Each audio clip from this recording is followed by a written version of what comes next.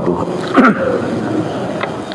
Lillahi ta'ala al-Fatihah. A'udzu billahi minasyaitonir rajim. Bismillahirrahmanirrahim. Alhamdulillahi rabbil alamin. Ar-Rahmanir Rahim. Maliki yaumiddin. Iyyaka na'budu wa iyyaka nasta'in. Ihdinas siratal mustaqim. Siratal ladzina an'amta 'alaihim ghairil maghdubi 'alaihim waladdallin. Semoga ila hadratin alim. Al-Imam Al-Ghazali nafa'allahu bihi wa bihi wa Ahmad ibn al-Sawri fi al-Tariq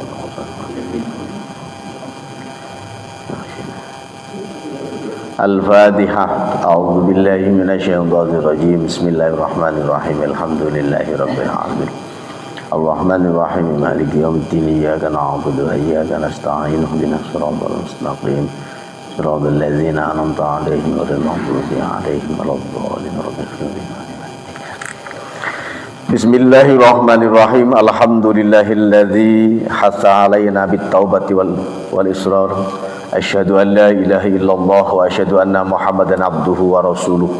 Allahumma shalli ala sayyidina Muhammadin abdika wa nabiyyika wa rasulika nabiyil ummi wa ala alihi wa sahbihi wa sallim tasliman biqadri 'azamati dzatika fi kulli waqtin wa hin. Qala al-muallifu rahimahullahu ta'ala wa nafa'ana bihi wa amaddana bi barakatihi wa asrarihi bid-darain amin. Bismillahirrahmanirrahim. Terakhir Pak masalah toharoh Pak ya? Toharoh ya. Bismillahirrahmanirrahim. Faslun fit taharatil ahdathi wa hiya al-wudu' wal ghusl wa tayammum wa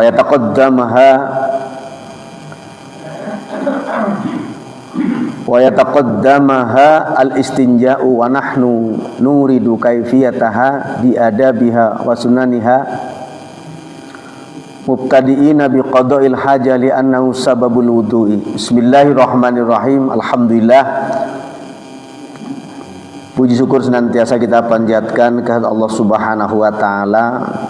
Pada pagi hari ini kita sekalian masih diberikan kesehatan zahir dan batin dan bisa melaksanakan kegiatan mengawali pagi hari ini dengan beribadah. Mudah-mudahan apa yang kita kerjakan nawaitulillah mendapatkan ridha Allah Subhanahu wa taala dan menjadi wasilah kita sekalian untuk mendapatkan pahala.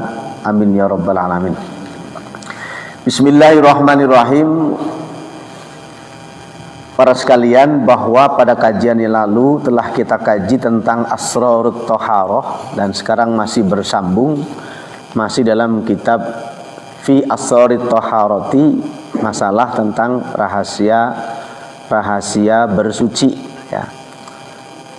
Karena thaharah ini merupakan miftahul ya, miftahus shalah.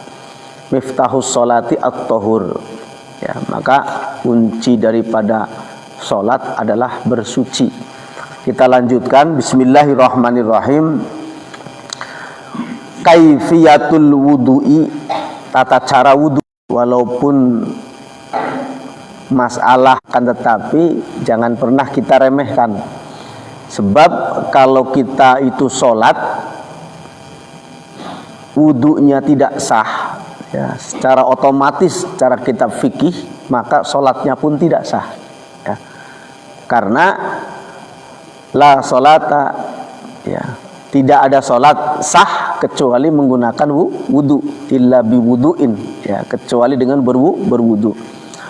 Walam yara Rasulullah sallallahu alaihi wasallam kharijan minal ghaid illa tawaddoa ya. Rasulullah itu kalau masuk ke kamar mandi atau WC itu pasti keluarnya itu sudah punya wudu ya. Illa yatawaddo, artinya keluarnya wudu itu di area tempat ghaid ya. Ghaid itu WC ya. Sebab bahasa Arab itu kalau ghaid tempat yang rada curam dipakai untuk qada'il hajah ya. Jadi ghaid itu artinya tempat yang legok ya. Lamun cek bahasa orang mah lebak gitu ya. Di lebak dipakai untuk qada'il hajah. Maka bahasanya ghaid. Ghaid itu membuang air kecil maupun air besar. Itu namanya ghaid ya. Faqala alaihi salatu wassalam, la yukhafidu anni al-wudu, la yuhafidu 'alal wudu'i illa muslim. Tidaklah orang yang menjaga wudu kecuali orang itu muslim. Wa yanbaghi ayat tadi abis siwak. Nah, ini yang jarang. Sebenarnya wudu itu seharusnya kalau Rasul ya, itu diawali dengan bersiwak.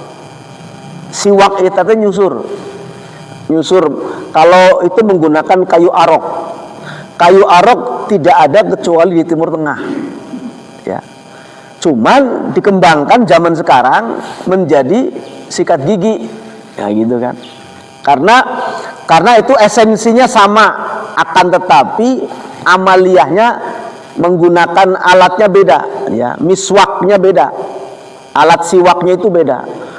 Nah, maka Kanjeng Nabi la yuhafidu 'alal wudu illa muslimun wa yanbaghi ayyabtadi abis siwak. Yanbaghi itu bagi kita, tapi bagi Kanjeng Nabi itu beda lagi yanbaghinya, ya. Yanbaghi itu artinya seyogyanya, ya, sebaiknya. Tapi kalau bagi Kanjeng Nabi, yanbaghi itu hampir furido, diwajibkan. Maka dalam kitab yang lain mengatakan, dalam kitab Subulus Salam, syarahnya Bulughul Maram, itu diterangkan bahwa raq'atani bisiwakin afdalu min sab'ina raq'atan bighairi siwak. Ya, 2 rakaat dengan menggunakan siwak itu fadilahnya lebih utama daripada 70 rakaat tanpa siwak. Nah, ini makanya kalau kita mau berangkat ke masjid, bagusnya sudah sikat gigi dan wudhu di sana, ya. Karena ada Kanjeng Nabi saja kalau mau ke Masjid Quba itu kalau di pintu Madinah yang makam Rasul itu, kalau tembus lurus itu Masjidil Quba, ya. Karena jalan Kanjeng Nabi setiap Sabtu pagi dari Madinah menuju Masjid Quba itu masih diabadikan, masih ada sampai sekarang, ya. Dan tahun 2021 saya ditunjukkan sama mutawif. Kebetulan mutawif saya itu yang sudah 8 tahun 9 tahun di Madinah. Jadi beliau itu, ini Ustadz, ini jalan yang dulu Kanjeng Nabi lewat setiap Sabtu pagi menuju Masjid Quba. Kenapa demikian? Karena Kanjeng Nabi saking cintanya kepada penduduk Quba, sehingga apa? Setiap Sabtu pagi Kanjeng Nabi itu silaturahim terus. Karena ketika Kanjeng Nabi dari Mekah ke Madinah itu hijrah, pertama kali singgah itu di mana? Di Masjid Quba, dan itu disambut oleh penduduk Quba. Sehingga Kanjeng Nabi sangat sayang sekali sama penduduk Quba.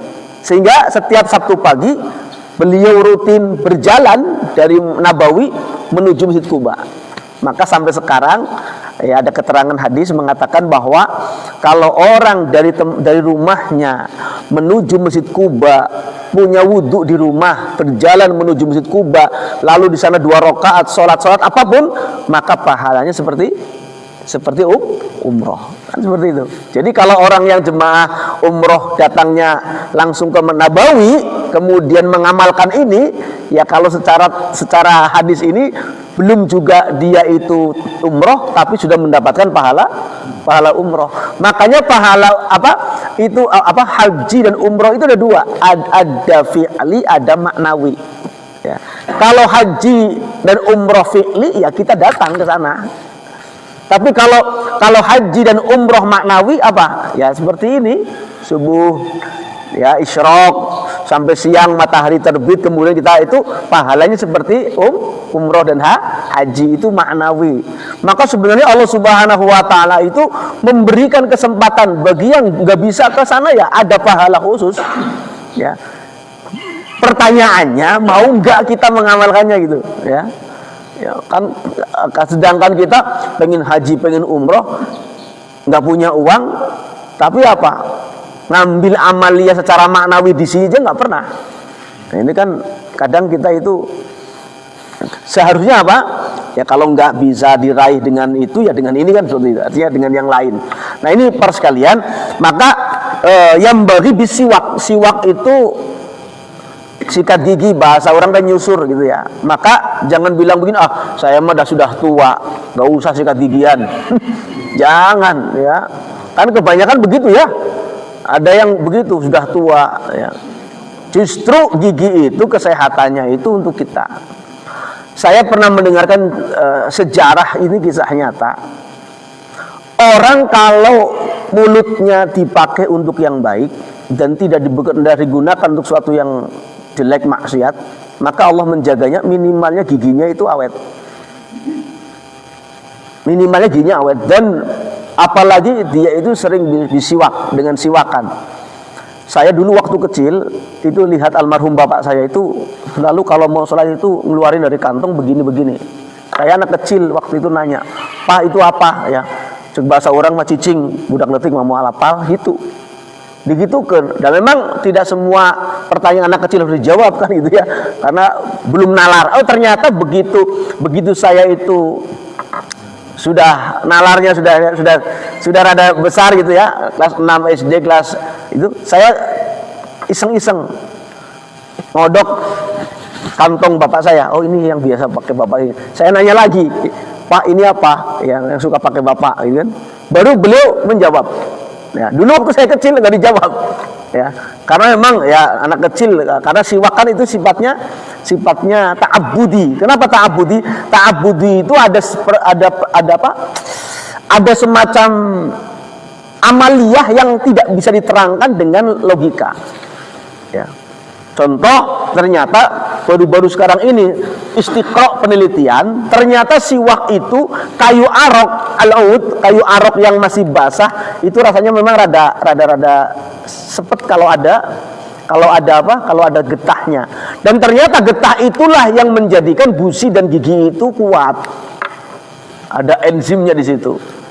Maka Rasulullah itu kalau nyuruh itu pasti ada manfaat.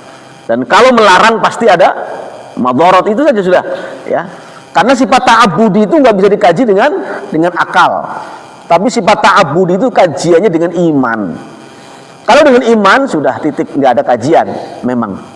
Akan tapi syariat menganjurkan. Maka yang beri ayat tadi abis siwak. Qala alaihi salatu wasalam, salatun ala athari siwakin afdalu min khamsin wa sab'ina salatan bi ghairi siwak. Nah, ini redaksi yang lain mengatakan salat dengan siwak itu lebih utama daripada khamsin wa sab'ina. 75 malah di sini. Salatan bi ghairi siwak. Ya. Jadi pahalanya luar biasa. Makanya kalau pagi-pagi biasakan siwak, dan tidak hanya siwak saja sikatan, tapi tidak hanya sikatan saja dengan niat. Nah, kalau dokter itu menganjurkannya atas bawah. Tapi kalau syariat susur itu kanan kiri. Ya, itu susur. Beda. Bagaimana kalau bisa bertentangan begitu? Bukan bertentangan, dikombin saja. Ya. Dan siwak itu bagusnya memang ketika berwudu. Ya, ketika mau wudu. Ya. Baru ketika mau sholat itu cuman amaliyah tafaul saja ya, istilahnya barokah saja ya. Tapi jangan sampai siwak itu nanti tertinggal di mulut ya. Ya, bersihkan dulu sebab nanti itu mengganggu kenyamanan, kehusuan sholat. Nah, ini. Summa yajlis lil wudu'i fayaqul bismillahirrahmanirrahim. Nah, di sini bahasanya malah summa yajlis lil wudu'. Oh, berarti kalau wudu itu bagusnya duduk, Pak. Makanya di Al-Jabbar kan duduk ya. Ya, cuman kalau duduk itu sebenarnya diatur jaraknya. Karena apa? Ar-rosyas, cepretan wudhu ke orang lain, itu kalau terkena air wudhunya lagi, itu dapat menjadikan air itu mustakmal. Kalau mustakmal berarti tidak baik lagi untuk toharoh, ya, bahkan tidak sah. Nah, ini duduk, bagusnya duduk sebenarnya wudhu itu. Cuman kalau di orang Indonesia mah nyamannya bari kieu we, bari naon teh berdiri ya. Tapi tadi perhatikan Jadi summa yajlis lil wudu, bahkan di kitab Risalatul Muawana juga sama. Duduk ya. Berarti Rasulullah itu wudunya duduk. Ya. Kalau di kita ya nggak masalah, wong itu apalagi misalkan kalau tempatnya sempit ya jangan dipaksakan. Kalau kayak di Masjid Al-Jabar itu kan tempat wudunya aja satu masjid kita kali. Itu kan ya, di yang area wanita, area laki-laki itu banyak ya. Dan itu memang seperti itu. Jadi memang kalau saya lihat desainnya seperti itu ya. Dan memang summa yajlis lil wudu'i fayaqulu bismillahirrahmanirrahim faqala alaihi salatu wassalam la wudu'a liman lam yusammillaha ta'ala. Tidak sah wudunya bagi orang yang tidak menyebut nama Allah. Ya. Nah ini Pak, bahasanya saja di sini lam yusammillah. Tidak la wudu'a liman la niyatalahu, tidak begitu. Berarti kalau kita terjemah, kalau kita ngandelin terjemah saja, berarti wudu itu kalau orang yang ngandelin terjemah, wudu itu cukup pakai bismillah sebenarnya. Ya, tapi tidak seperti itu tafsirannya ternyata. Justru ulama mengapa lam yusammillah di sini termasuk ya niat. Ya. Coba mengapa saya selalu sampaikan, orang mengatakan nggak usah niat, nggak usah diucapkan. Betul, karena al-i'tibar bin niyah al-qalbu.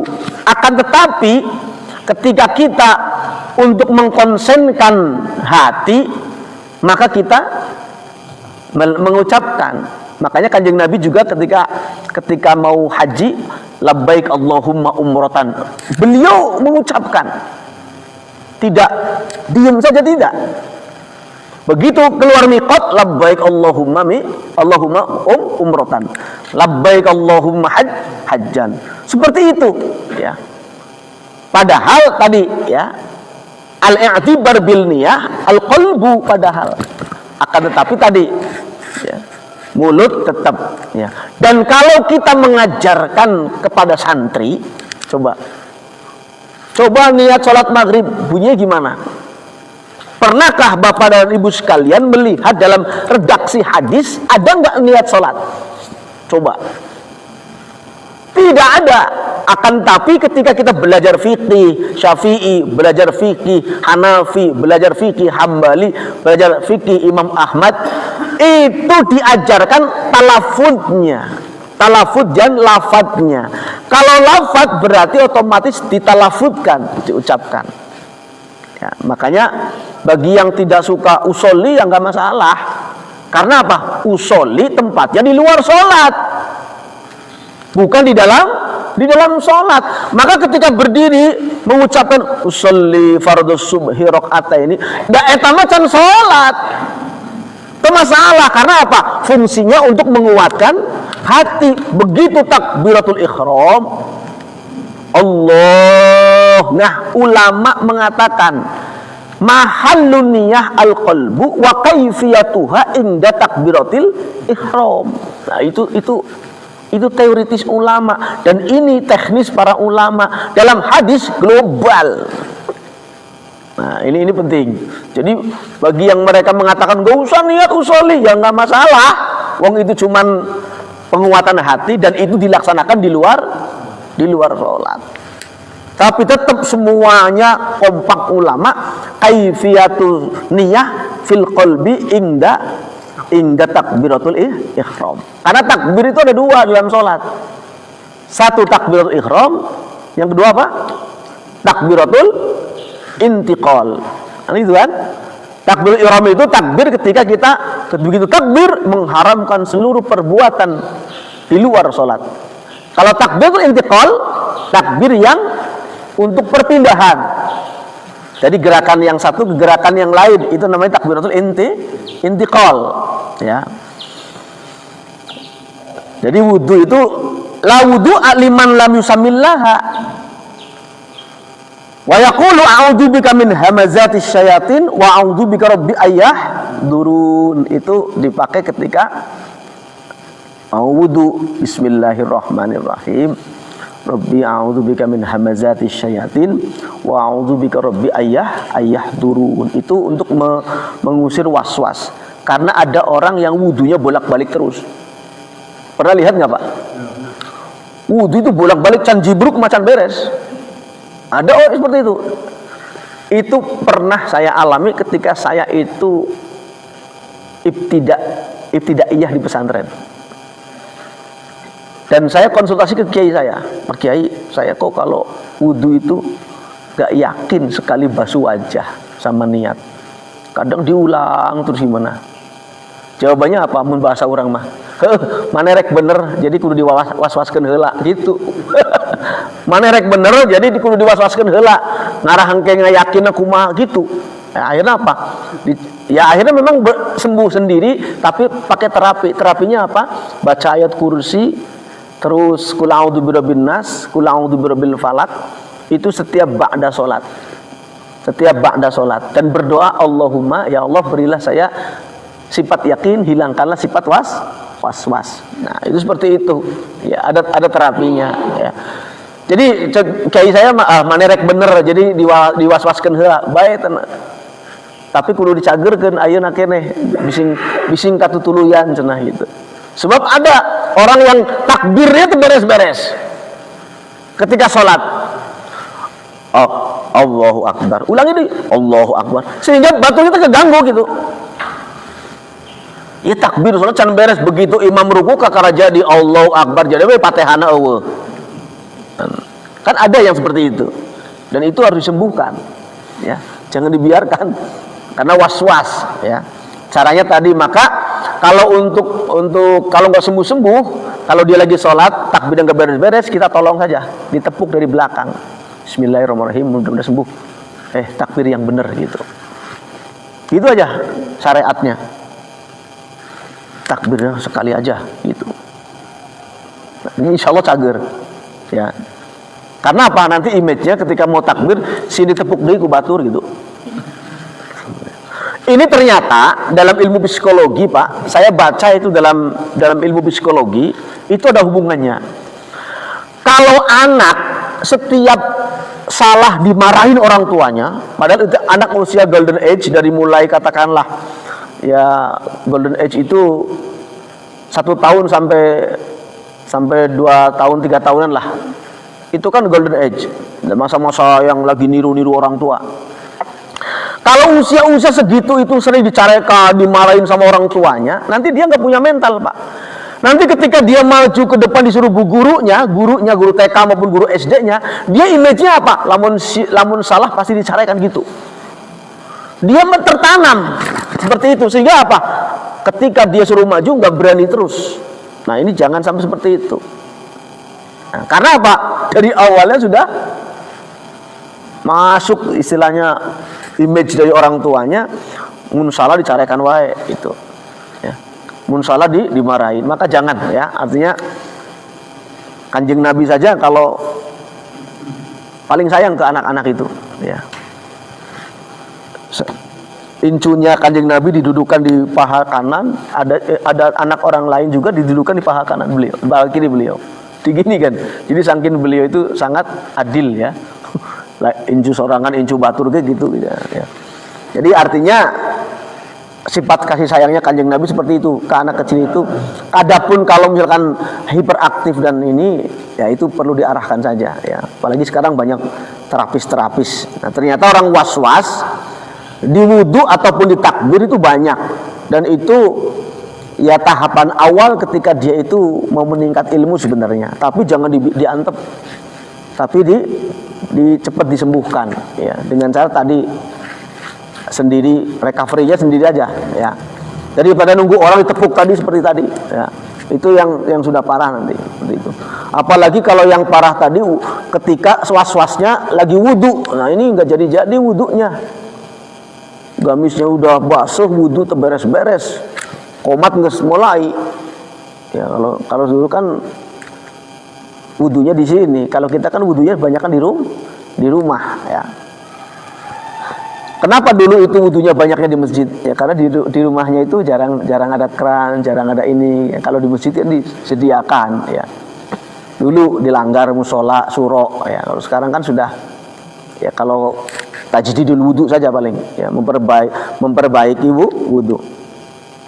Wa yaqulu Allahumma inni as'aluka al-yumna wal barakah wa a'udzubika minasyu'um wal halakah.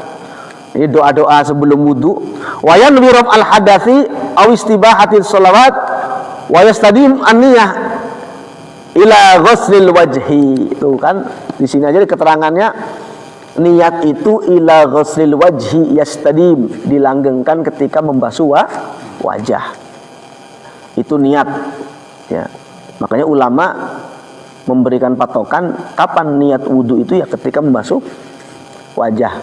Kenapa bahasanya yastadim? Karena apa? Dari awal kita situ sudah berasosiasi saya mau wudu begitu. Ya. Maka antara azam dengan niat itu beda kan? Azam itu pekerjaannya nanti, ngomongnya sekarang. Tapi kalau niat begitu prak ya langsung dalam hati. Maka walaupun kita haji dari rumah, niat haji, ya kita niat haji dari rumah, tapi ketika masuk mikot pasti niat lagi, kan begitu. Karena apa? Ada batas haram, kan begitu. Ya, batas haram. Bahkan ketika kemarin waktu saya itu ke Madinah saja, di Madinah itu mutawif ngajak city tour sampai keluar batas haram, yaitu di gunung apa? Di Gunung Magnet. Arah Madinah, Gunung Uhud terus lurus berapa kilometer aja itu. Sampai ada batas haram, Tugu tapi batas haram. Jadi kalau sudah keluar Tugu itu ya bukan tanah haram, bukan. Ya.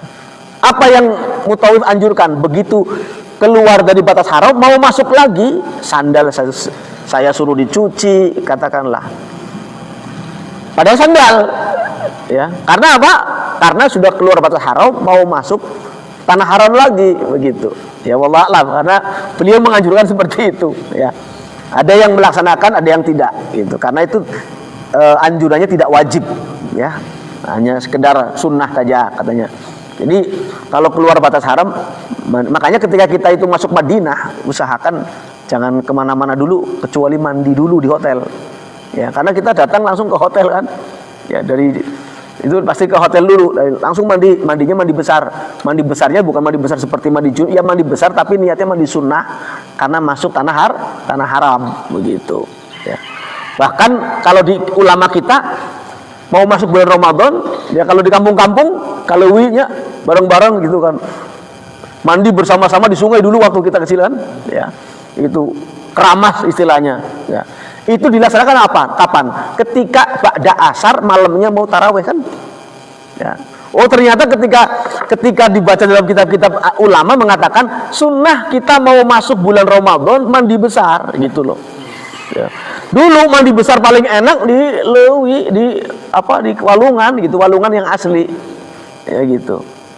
Kalau ada juga danau situ nukarar itu istilahnya cairnya banyak tapi bener bersih ya. Ayahnya memual bisa ya. Coba diulang ayat paling ayat kamang layang kali itu karena ayat luhur ya. Ayat di sekitar orang mata ayat ya, kali kolam renang sudah banyak air kencingnya anak-anak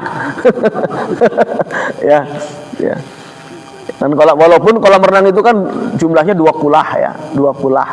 Tapi kalau pemandiannya ramai itu ya rawan ya, rawan apalagi ganti kolam renang itu saya tahu pengelola kolam renang itu gantinya itu kadang seminggu sekali, kadang setengah bulan sekali, ada juga yang sampai sebulan sekali itu baru ganti air. Coba kalau pengunjungnya ramai, air kencing banyak di situ. Ya, banyaknya air kencing anak-anak gitu, apalagi pemandian anak kecil anak-anak gitu. Ya. Sebab tidak semua pengguna kolam renang itu kalau mau kencing bersih jujur keluar, kebanyakan nyawer didinya gitu ya. Karena banyak pengakuan kan begitu ya, banyaknya ini ya, waktu kecil. Nah ini penting. Jadi ternyata sebelum wudu juga tata caranya yang apik ya ulama-ulama yang karena ini akhlaknya akhlak orang soleh. Jadi seolah-olah kalau orang yang mau mengatakan ribet amat mau wudhu juga kan begitu, tapi ternyata da'bus sholihin dianggap ribet bagi orang yang nggak mau gitu. Tapi kalau orang soleh itu justru paling apik di dalam masalah persiapan ibadah ya. Persiapan, coba kalau Bapak baca kitab namanya Qutul Qulub. Qutul Qulub itu kalau makna terjemah biasa itu Qutul Qulub, makanan hati. Itu Qutul Qulub, makanan hati. Yang mana itu secara 24 jam itu diatur, Pak. Bangun tidur langsung bagaimana, itu diatur di situ orang soleh itu.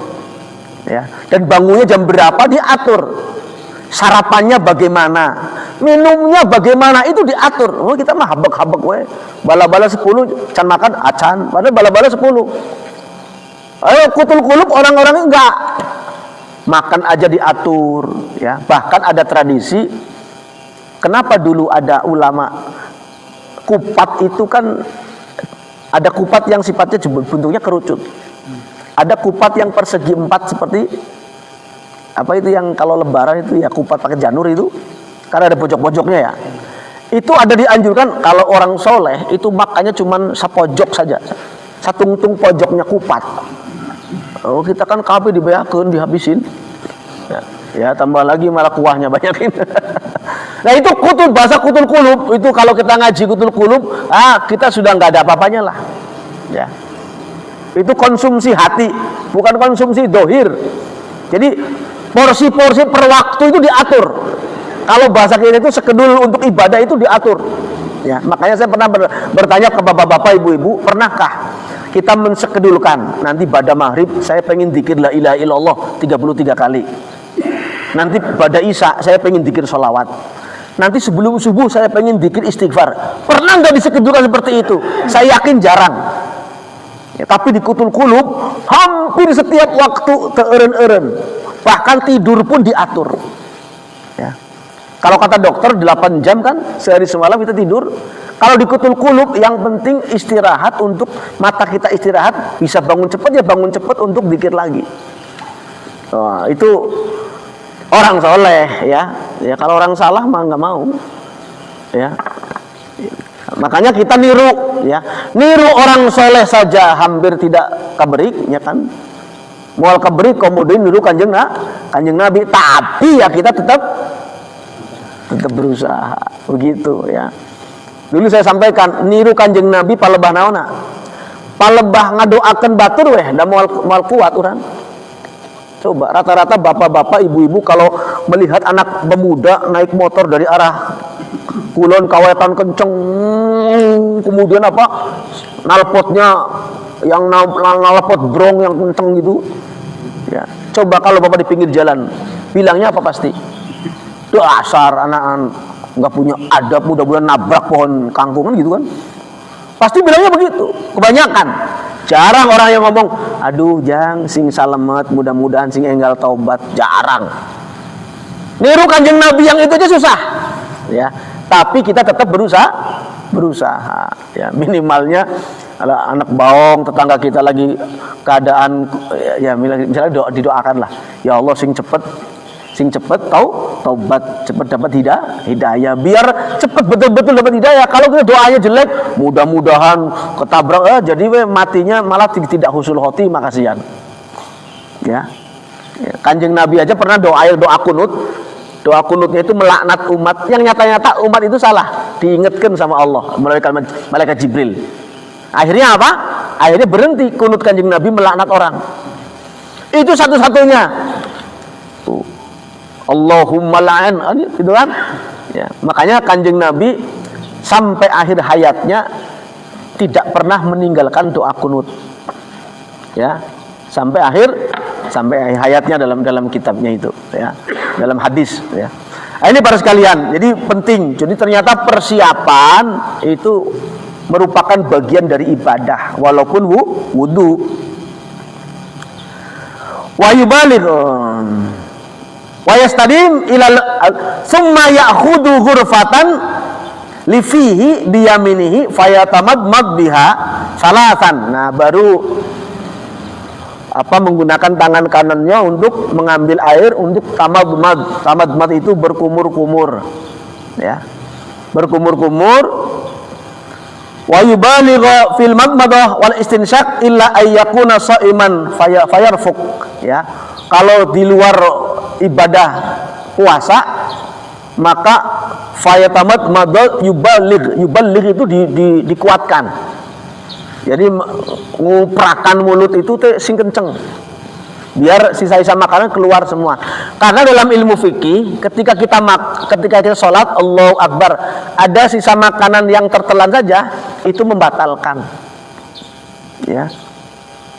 Malah keterangan yang lebih ekstrim lagi, walaupun itu sebutir pasir kopi. Makanya kalau sudah minum kopinya kopi buket, kopi kental, ya. Kalau robusta kan itu kan ada ininya. Kalau robusta itu ada ampasnya kan ngapung di luhur. Lamun robusta, ya.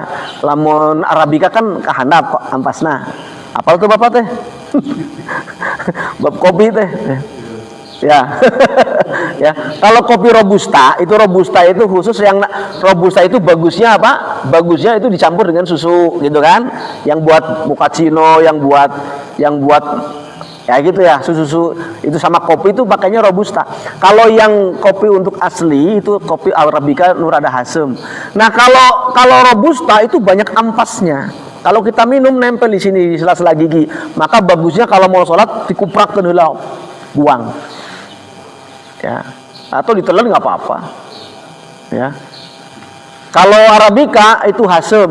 Nah, bedanya kalau arabica itu kalau habis diminum lidah kita itu hasem terus gitu loh, ya. Maka bagusnya ya sama dikuprakeun heula, kunggurah heula baru sholat. Bilih istirahat pengajian langsung sholat habis minum torabika misalkan atau apa kan itu, ya.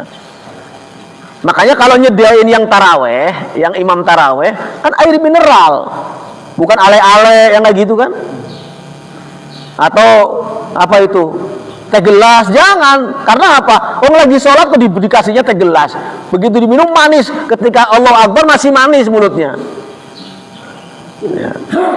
Makanya pakai air mineral. Itu ada anjurannya, ya, ada aturannya. Nggak boleh orang jadi imam karena ngimamin tarawih disedianya pultang kayak gitu, yang ada rasanya ya jangan, ya, atau teh botol nggak boleh, ya, karena itu masih ada rasa.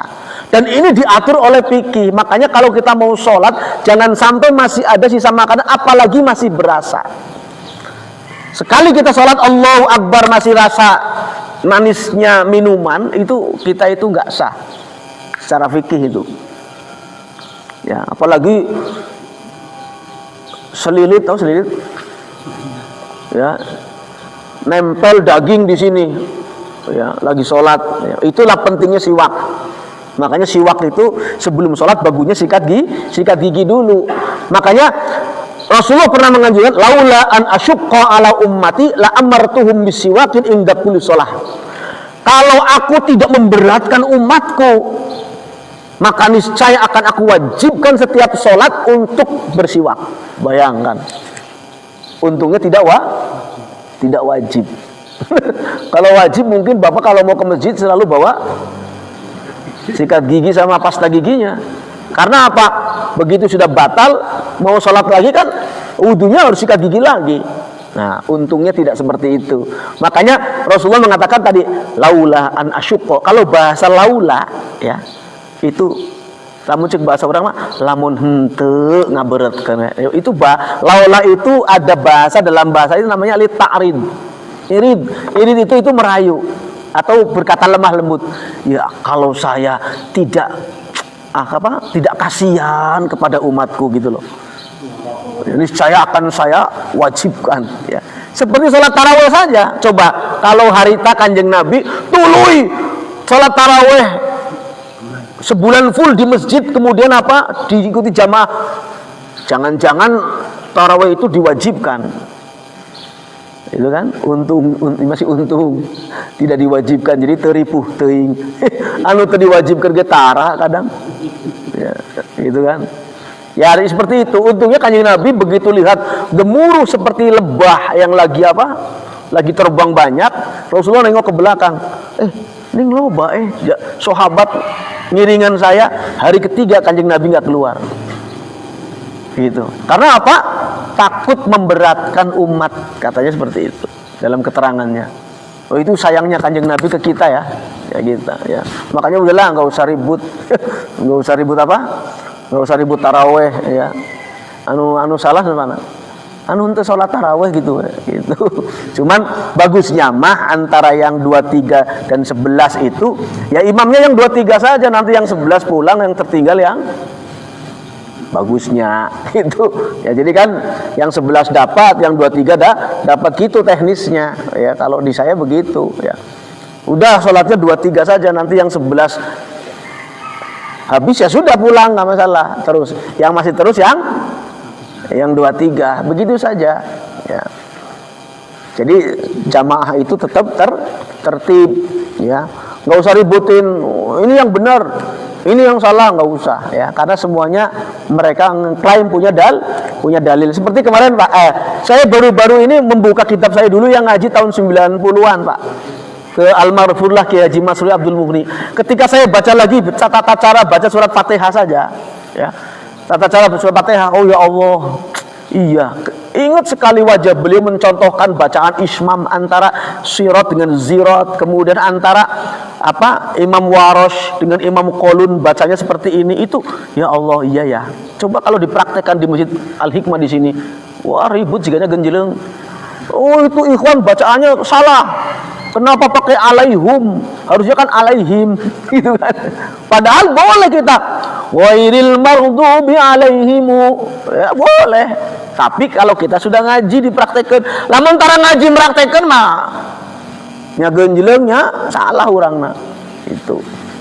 Nah itu makanya di sekarang ya di TikTok, di IG itu lagi banyak para tahfidz yang qiraah sab'ah membaca bacaan qiraah sab'ah Fatihah.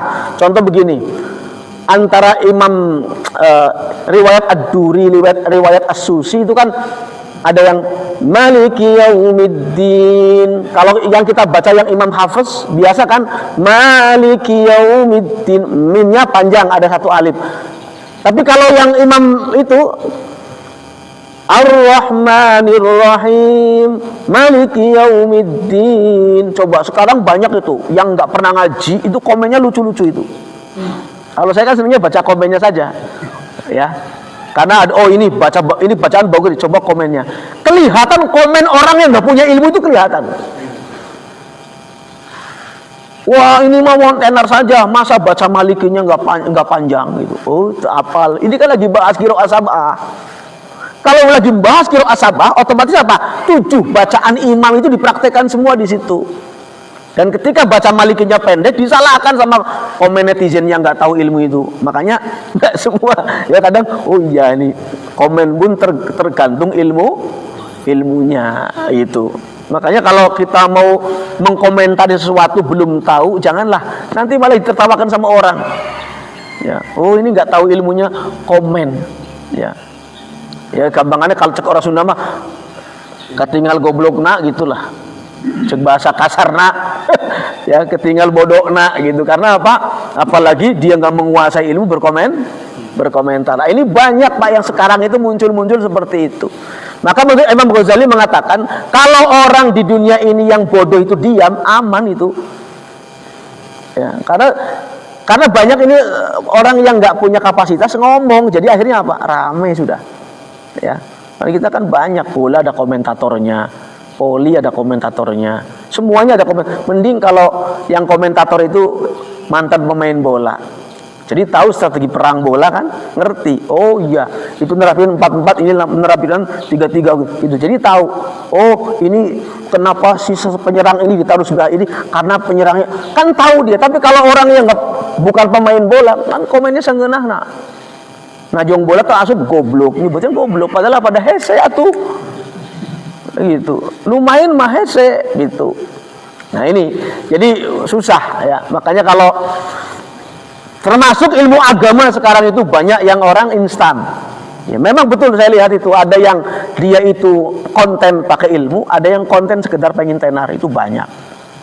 Dan yang komen pun begitu. Ada yang komen pakai ilmu, ada yang komen sekedar komen, ya nggak tahu. Ya. Dan ini terjadi di syariat banyak. Maka ternyata Kanjeng Nabi begitu sayangnya ke umatnya, nggak semuanya. Ya, umat ini kuat fisiknya, nggak semua nanti.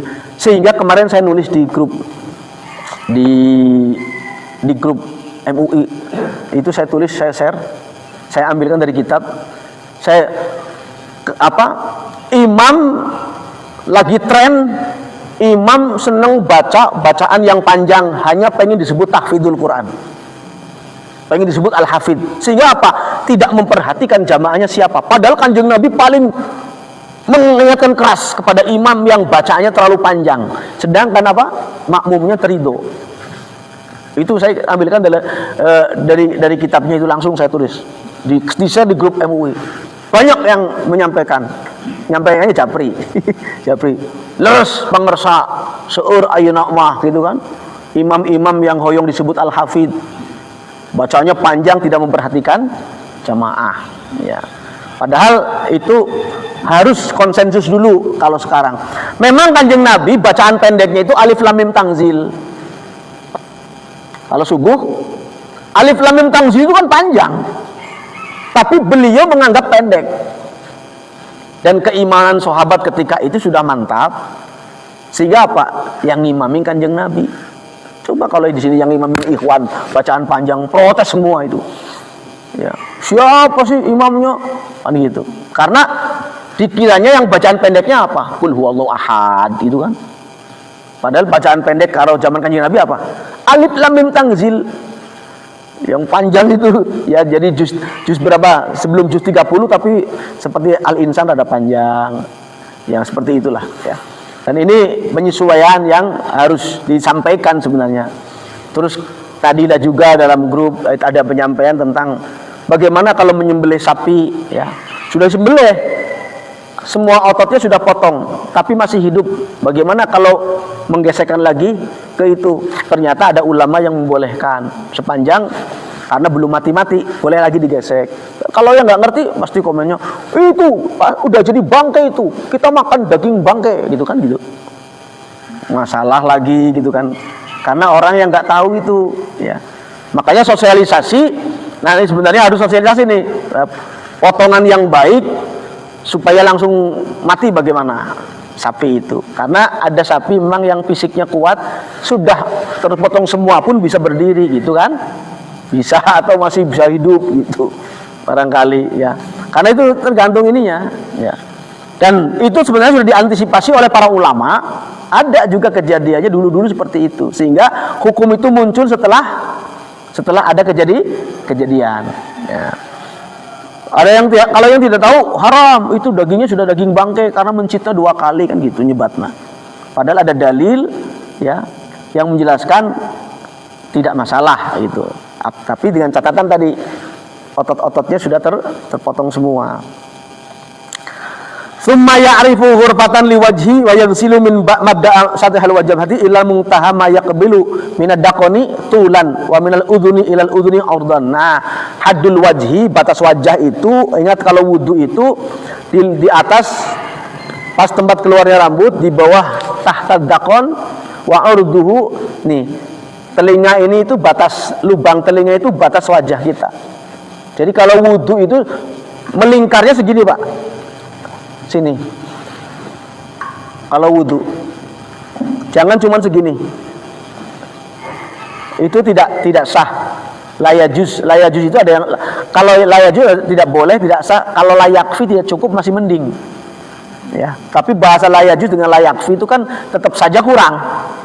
Ya, tetap saja kurang. Kalau kurang, bagusnya dipenuhi, karena malayatimul wajib illa bihi fahuwal wajib. Sesuatu yang menyempurnakan kewajiban, maka itu hukumnya wajib.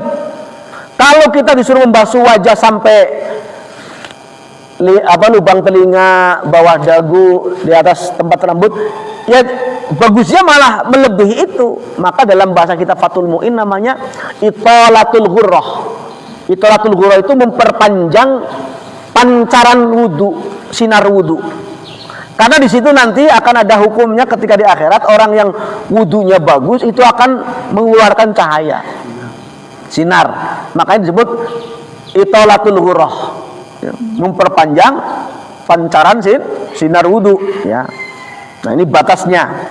Wala yajibu al-ghuslu naz'ataini fihima min ar-ra'si wa yajibu isalul ma'i ila maudi'i takhdhif. Nah, bahkan naz'atain kan di sini. Ya, naz'atain. Ya. Maka harus basah ketika wudu itu minimalnya basah semua di sini. Naz'atain. Takhdhif, hadaf. Alis semuanya basah. Jadi lingkarannya itu sampai ke bawah. Nah, ini tata cara wudu, ya. Wa huwa ma ya'tadun nisa nahiyata sya'ri anhu wa yajibu isalul ma'i ila manabiti syu'ur al-arba'ah wa hiya asy-syariban wal hajiban wal hadban wal adran. Nah, ini rambut yang di wajah semuanya harus basah. Termasuk jenggot yang tebal. Kan ini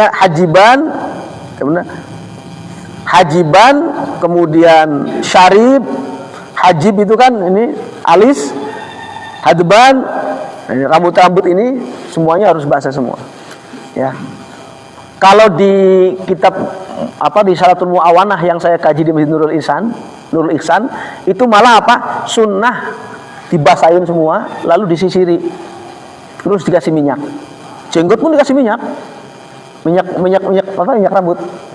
Ya, itu tujuannya supaya memang kerapihan. Ya. Demikian Bapak Ibu sekalian, ya, sedikit yang disampaikan pada pagi hari ini. Mudah-mudahan mendapatkan ridho Allah Subhanahu wa taala.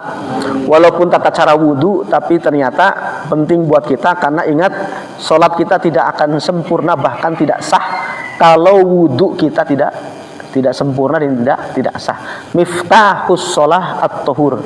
Al-hadits au kama qol, kuncinya salat adalah bersuci. Di mana bersucinya benar, maka insya Allah salatnya pun sah.